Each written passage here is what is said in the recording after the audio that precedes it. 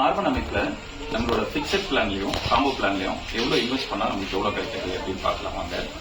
நம்ம 8 வருஷமா ரன் ஆயிட்டு இருக்கிற நம்மளோட ஆர்பன் அமைப்புல நம்ம ஒரு 10,000 காயின் காம்போ பிளான் முதலீடு பண்ணோம்னா அது 2 டிவைட் ஆகுது.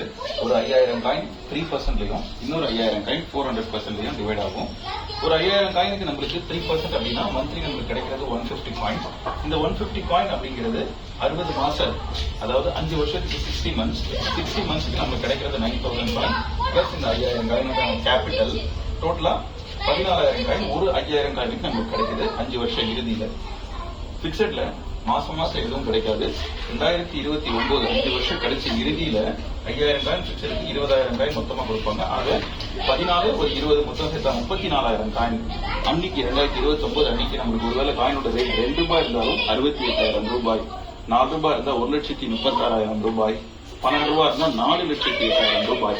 முதலீடுன்னு பாத்தீங்கன்னா வெறும் 35. கிடைக்கிற லாபம் அப்படின்னு பாத்தீங்கன்னா மினிமம் உங்களுக்கு டபுள் அப்படிங்கறது அஷோரா தெரியுது. அடுத்ததா பிக்சட் பிளான். எனக்கு நான் மொத்தமா ஒரு அமௌண்ட்டை கொடுத்துறேங்க, 5 வருஷம் கழிச்சு எனக்கு என்ன தருவீங்க அப்படின்னு சொல்லக்கூடிய நபர்களுக்காக மட்டும் மாதத்திலேயோ வருடத்திலேயோ எதுவுமே வராம நம்ம முதலீடு பண்ணக்கூடிய 10,000 காயினை 5 வருஷம் கழிச்சு எவ்வளவு காயின் இன்வெஸ்ட் பண்ணாலும் இன்டு 400 டைம்ஸ் 400 மடங்கு ஜாஸ்தி பண்ணி கொடுக்குறாங்க. 10,000 காயின் முதலீடு பண்ணா 40,000 காயின், 2 ரூபாய் ரேட் போச்சுன்னா 80,000 ரூபாய், 12 ரூபாய் ரேட் போச்சுன்னா 3,60,000 ரூபாய்.